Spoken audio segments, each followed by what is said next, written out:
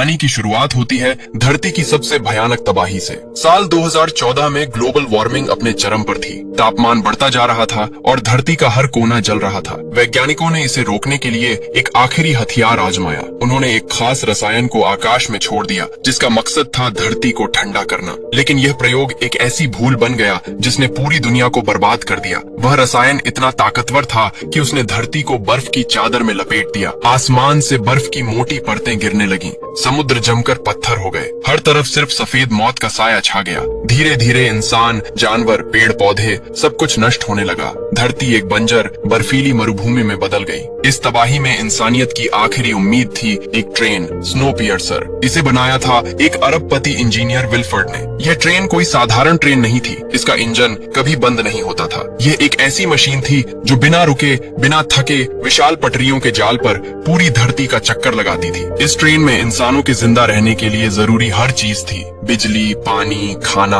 और एक पूरी तरह से आत्मनिर्भर दुनिया। इस ट्रेन में लोगों को 3 हिस्सों में बांट दिया गया था, जैसे कोई छोटा सा संसार हो। सबसे आगे ट्रेन के फर्स्ट क्लास डिब्बों में रहते थे अमीर लोग। ये वो लोग थे जिन्होंने मोटी रकम देकर टिकट खरीदा था। उनके लिए यह ट्रेन किसी 5 स्टार होटल से कम नहीं थी। स्वादिष्ट खाना, शराब, शानदार बेडरूम्स और हर तरह की सुख सुविधाएं, ये लोग जो चाहें वह कर सकते थे। उनके लिए ट्रेन में हर चीज उनकी मर्जी से उपलब्ध थी। बीच के डिब्बों में रहते थे इकोनॉमी क्लास के यात्री। इनकी जिंदगी फर्स्ट क्लास वालों जितनी शानदार तो नहीं थी, लेकिन फिर भी ये लोग ठीक ठाक जिंदगी जी रहे थे। उनके पास खाना था, साफ पानी था और कुछ बुनियादी सुविधाएं थीं। लेकिन ट्रेन के सबसे पीछे टेल सेक्शन में रहते थे थर्ड क्लास के लोग। ये वो गरीब लोग थे जिन्हें मुफ्त में ट्रेन में चढ़ने दिया गया था, लेकिन उनकी जिंदगी नरक से भी बदतर थी। इन्हें अच्छा खाना तो दूर, नहाने के लिए पानी तक नहीं मिलता था। पिछले 17 सालों से ये लोग सिर्फ एक चीज खाकर जिंदा थे, एक अजीब सा प्रोटीन बार जो हर दिन गार्ड्स बांटते थे। इन लोगों की हालत इतनी खराब थी कि इन्हें बाहर का नजारा देखने का मौका तक नहीं मिलता था। ट्रेन का मालिक विल्फर्ड इंजन सेक्शन में रहता था। वहाँ से वह इस छोटी सी दुनिया को कंट्रोल करता था। इस ट्रेन में सब कुछ था, बिजली की चमक, पानी की सप्लाई, खाना पीना और यहाँ तक कि फर्स्ट और इकोनॉमी क्लास के बच्चों के लिए एक स्कूल भी। लेकिन ये सारी सुविधाएं सिर्फ अमीरों और मध्यम वर्ग के लिए थीं। टेल सेक्शन वालों के लिए सिर्फ अंधेरा, गंदगी और वह प्रोटीन बार था। ये ट्रेन कभी नहीं रुकती थी। ये 24 घंटे चलती रहती थी और धरती का एक पूरा चक्कर लगाने में इसे 1 साल का वक्त लगता था। हर साल जब ट्रेन एक खास ब्रिज, येकातेरिना ब्रिज से गुजरती थी, तो यह एक तरह का नया साल माना जाता था। यह ब्रिज ट्रेन के एक और साल पूरा होने का प्रतीक था। कहानी अब साल 2031 में पहुंचती है, जहां 2 गार्ड्स टेल सेक्शन में आए। इस बार उनकी मांग थी एक वायलिन वादक जो फर्स्ट क्लास के डिब्बों के लिए चाहिए था। एक बूढ़ा आदमी आगे आया। उसने कहा कि वह और उसकी पत्नी दोनों वायलिन बजा सकते हैं, लेकिन गार्ड्स को सिर्फ एक आदमी चाहिए था। जब उसने अपनी पत्नी के बिना जाने से मना कर दिया तो गार्ड्स ने क्रूरता की हद पार कर दी। उन्होंने उसकी पत्नी का हाथ तोड़ दिया और उसे जबरदस्ती अपने साथ ले गए। ये देखकर टेल सेक्शन में गुस्सा भड़क उठा। लोगों का सब्र जवाब दे चुका था। इसी बीच कर्टिस एवरेट और उसका दोस्त एडगर कुछ और कर रहे थे। वे प्रोटीन बार्स में छिपे हुए मैसेज की तलाश में थे। ये मैसेज कोई सामने के डिब्बों से भेजता था। टेल सेक्शन वालों की हालत इतनी खराब थी कि ये मैसेज उनकी आखिरी उम्मीद थे। तान्या, एक माँ, ने कर्टिस को बताया कि वह मैसेज जो वह ढूंढ रहा है उसके बेटे के प्रोटीन बार में है। कर्टिस ने बच्चे को बहलाकर वह बार लिया। उसने बार को तोड़ा और उसमें से एक छोटा सा कैप्सूल निकाला। कैप्सूल के अंदर एक मैसेज था, एक ऐसी चीज जो टेल सेक्शन वालों को बगावत के लिए प्रेरित करती थी। पिछले 17 सालों से ये लोग सिर्फ प्रोटीन बार खाकर जिंदा थे। उनकी हालत इतनी खराब थी कि वे अब बगावत के लिए तैयार थे। वे सामने के डिब्बों में जाना चाहते थे जहाँ सुख सुविधाएं थीं, जहाँ जिंदगी थी, लेकिन यह आसान नहीं था। पिछले 17 सालों में उन्होंने 2 बार बगावत की कोशिश की थी और दोनों बार वे नाकाम रहे थे। टेल सेक्शन के लोग कर्टिस को अपना लीडर मानते थे, लेकिन कर्टिस खुद को लीडर नहीं मानना चाहता था। वह अपने अतीत से परेशान था। उसका अतीत एक ऐसा बोझ था जो उसे लीडर बनने से रोकता था। कर्टिस ने वह मैसेज गिलियम को दिखाया। गिलियम टेल सेक्शन का सबसे बुजुर्ग और समझदार आदमी था। वह कर्टिस को अपना लीडर मानता था, भले ही कर्टिस इसे स्वीकार न करे। इस बार मैसेज में एक नाम था, नामगुंग मिन्सु। नामगुंग वह शख्स था जिसने ट्रेन के सिक्योरिटी सिस्टम्स को डिजाइन किया था, लेकिन अब वह ट्रेन के जेल सेक्शन में बंद था। टेल सेक्शन वालों का प्लान था कि वे नामगुंग को छुड़ाएंगे। उसकी मदद से वे ट्रेन के सारे दरवाजे खोलकर इंजन सेक्शन तक पहुंचेंगे। अगर वे इंजन पर कब्जा कर लें तो पूरी ट्रेन उनके कंट्रोल में होगी। इससे उनकी जिंदगी बदल सकती थी। यह उनका आखिरी मौका था। उसी रात गार्ड्स और ट्रेन की सीईओ मेसन फिर से टेल सेक्शन में आए। इस बार वे बच्चों की मांग लेकर आए थे। गार्ड्स ने बच्चों की हाइट नापनी शुरू की। तानिया और एक और आदमी एंड्रयू अपने बच्चों टिमी और एंडी को छिपाने की कोशिश करते हैं, लेकिन गार्ड्स क्रूर थे। उन्होंने बच्चों को जबरदस्ती उठा लिया। एंड्रयू ने गुस्से में मेसन के सिर पर एक जूता फेंक दिया ताकि वह उनके बेटे को न ले जाए। मेसन बच्चों को लेकर चली गई, लेकिन कुछ देर बाद वापस आई। उसने वह जूता उठाया और टेल सेक्शन वालों को ताने मारे। उसने कहा, जैसे जूते की जगह पैर में होती है और हैट की जगह सिर पर, वैसे ही तुम लोग टेल सेक्शन में हो। अपनी औकात कभी नहीं भूलना चाहिए। यह सुनकर टेल सेक्शन वालों का खून खौल उठा। मेसन ने एंड्रयू को सजा देने का फैसला किया। उसने गार्ड्स को आदेश दिया कि एंड्रयू का हाथ ट्रेन के बाहर रखा जाए।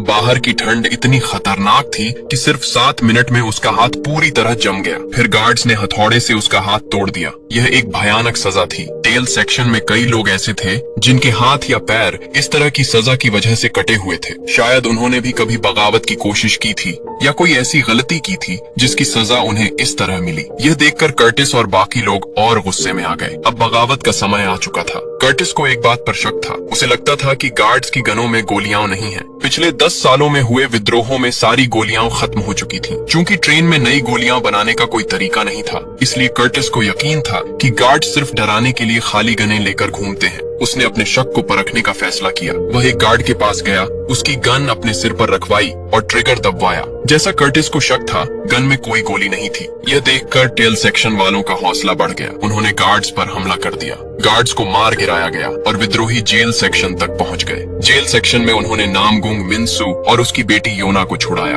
दोनों क्रोनोल नाम के ड्रग के आदी थे और स्लीप चैम्बर्स में बंद थे। ट्रेन में सजा पाने वालों को इस तरह के चैम्बर्स में सुला कर रखा जाता था। नामगुंग ने कर्टिस से सौदा किया। वह हर दरवाजा खोलने के बदले 2 क्रोनोल ड्रग की मांग करता था। कर्टिस ने यह सौदा मान लिया। योना में एक खास बात थी। वह दरवाजों के पीछे क्या है यह भांप सकती थी। जैसे ही वे अगले सेक्शन में पहुंचे, उनके सामने खिड़कियां आईं। 17 साल बाद टेल सेक्शन वालों ने पहली बार सूरज की रोशनी देखी। बाहर का नजारा बर्फ से ढका हुआ था। गिलियम, जो टेल सेक्शन का सबसे समझदार आदमी था, यह देखकर दुखी हो गया। 17 साल बीत चुके थे, लेकिन धरती की बर्फ अभी भी नहीं पिघली थी। ये देखकर टेल सेक्शन वालों का मन और टूट गया, लेकिन उनकी बगावत की आग बुझी नहीं थी। अगले डिब्बे में वे उस जगह पहुंचे जहां प्रोटीन बार्स बनाए जाते थे। कर्टिस ने मशीन के अंदर झांका और जो देखा उससे वह सन्न रह गया। प्रोटीन बार्स कॉकरोच को पीसकर बनाए जाते थे। यह एक घिनौना रहस्य था। कर्टिस ने इसे अपने तक ही रखा क्योंकि वह नहीं चाहता था कि बाकी लोग इसे जानकर और टूट जाएं। उसे एक और मैसेज मिला जिसमें लिखा था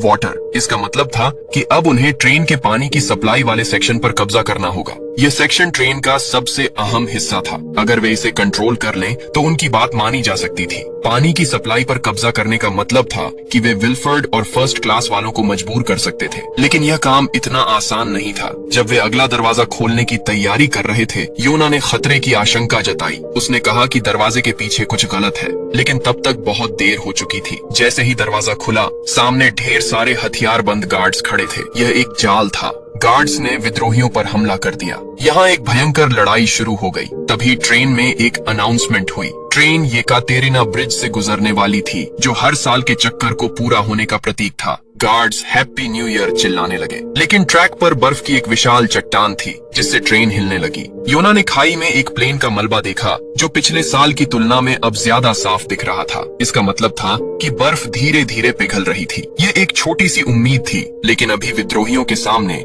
जिंदगी और मौत की जंग थी। मिनिस्टर मेसन वहां पहुंची। उसने विद्रोहियों को ताने मारे और कहा कि उन्हें विल्फर्ड का शुक्रगुजार होना चाहिए जिन्होंने उन्हें ट्रेन में जगह दी। उसने कहा कि टेल सेक्शन वाले अपनी औकात भूल रहे हैं। उन्होंने ट्रेन का बैलेंस बिगाड़ने की कोशिश की है और अब उन्हें इसकी सजा मिलेगी। उसने गार्ड्स को आदेश दिया कि टेल सेक्शन के 54% लोगों को मार दिया जाए ताकि ट्रेन की आबादी कंट्रोल में रहे। ट्रेन अब एक लंबे टनल में घुसने वाली थी। गार्ड्स ने नाइट विजन गॉगल्स पहन लिए और अंधेरे में विद्रोहियों पर हमला शुरू कर दिया। कर्टिस ने अपने साथियों को मशालें जलाने का आदेश दिया। मशालों की रोशनी में टेल सेक्शन वाले गार्ड्स से भिड़ गए। यह एक खूनी जंग थी। लड़ाई के दौरान एक विद्रोही ने मेसन के एक कमांडर को पकड़ लिया, लेकिन मेसन ने उसे बलि चढ़ा दिया। उसने अपने कमांडर की जान की परवाह नहीं की। एक गार्ड ने एडगर को पकड़ लिया और कर्टिस को रुकने की धमकी दी। कर्टिस ने मेसन को पकड़ने की कोशिश की, लेकिन तब तक गार्ड ने एडगर को मार डाला। ये देखकर कर्टिस का दिल टूट गया। एडगर उसका दोस्त था और उसकी मौत ने कर्टिस को और गुस्से में भर दिया।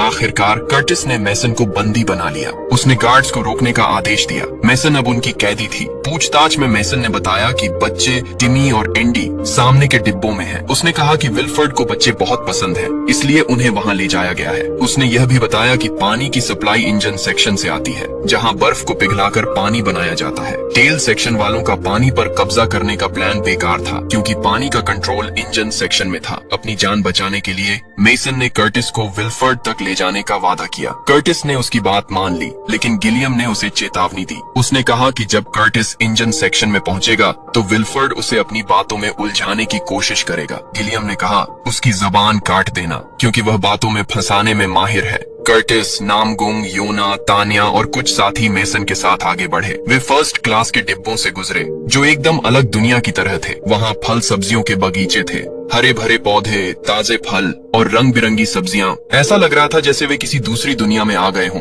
अगले डिब्बे में एक विशाल एक्वेरियम था, जहां मछलियां तैर रही थीं। यहाँ तक कि एक सुशी बार भी था। टेल सेक्शन वालों ने पहली बार सुशी खाई। उनके लिए यह किसी सपने की तरह था। कर्टिस ने मेसन को प्रोटीन बार खाने के लिए मजबूर किया, जो कॉकरोच से बना था। मेसन ने नाक भौं सिकोड़ी, लेकिन उसे खाना पड़ा। ये एक तरह से कर्टिस का बदला था। अगले डिब्बे में एक स्कूल था। यहाँ फर्स्ट क्लास के बच्चों को पढ़ाया जाता था, लेकिन यह कोई साधारण स्कूल नहीं था। यहाँ बच्चों का ब्रेन वॉश किया जाता था। उन्हें सिखाया जाता था कि विल्फर्ड एक भगवान की तरह है, जिसने इंसानियत को बचाया। टेल सेक्शन वालों को गंदा, कमीना और बेकार बताया जाता था। तान्या ने अपने बेटे टिमी की तस्वीर दिखाई और पूछा कि क्या किसी ने उसे देखा है। एक बच्चे ने बताया कि बच्चे सामने के डिब्बों में ले जाए गए हैं। ट्रेन उस जगह से गुजर रही थी जहाँ पिछली बगावत में कुछ लोग ट्रेन से कूद गए थे। बाहर की ठंड में वे तुरंत जमकर मर गए थे। स्कूल की टीचर बच्चों को उनकी लाशें दिखाती थीं और कहती थीं कि ट्रेन ही उनका घर है। अगर इंजन रुका तो वे भी जम जाएंगे। यह बच्चों को डराने का तरीका था, ताकि वे कभी बगावत के बारे में न सोचें। तभी एक आदमी अंडों की टोकरी लेकर आया। उसने न्यू ईयर के मौके पर बच्चों को अंडे बांटने शुरू किए। टेल सेक्शन वालों को लगता था कि अंडे और चिकन जैसी चीजें सालों पहले खत्म हो चुकी थीं। वे अंडे देखकर हैरान थे, लेकिन अचानक वह आदमी टोकरी से मशीन गन निकालता है। उसने मेसन के गार्ड्स को छुड़ाया और विद्रोहियों पर हमला शुरू कर दिया। उसी वक्त स्कूल की टीचर भी अपनी टोकरी से गन निकालकर कर्टिस और उसके साथियों पर हमला करती है। इस हमले में कर्टिस का एक साथी मर जाता है, लेकिन कर्टिस के दूसरे साथी ने टीचर के गले में चाकू फेंककर उसे मार डाला। कर्टिस और उसके साथी सीसीटीवी स्क्रीन की तरफ देखते हैं। वहाँ वे देखते हैं कि वाटर सेक्शन में फ्रैंको, गार्ड्स का लीडर, ने बाकी विद्रोहियों को मार डाला। उसने गिलियम को भी कैमरे के सामने लाकर गोली मार दी। यह देखकर कर्टिस का गुस्सा 7वें आसमान पर पहुंच गया। उसने गुस्से में मेसन को मार डाला। अब सिर्फ कर्टिस, नामगुंग और योना बचे थे। वे आगे बढ़े। अब वे फर्स्ट क्लास की दुनिया में थे। यहाँ हॉस्पिटल, टेलर, ब्यूटी पार्लर और स्विमिंग पूल जैसी सुविधाएं थीं।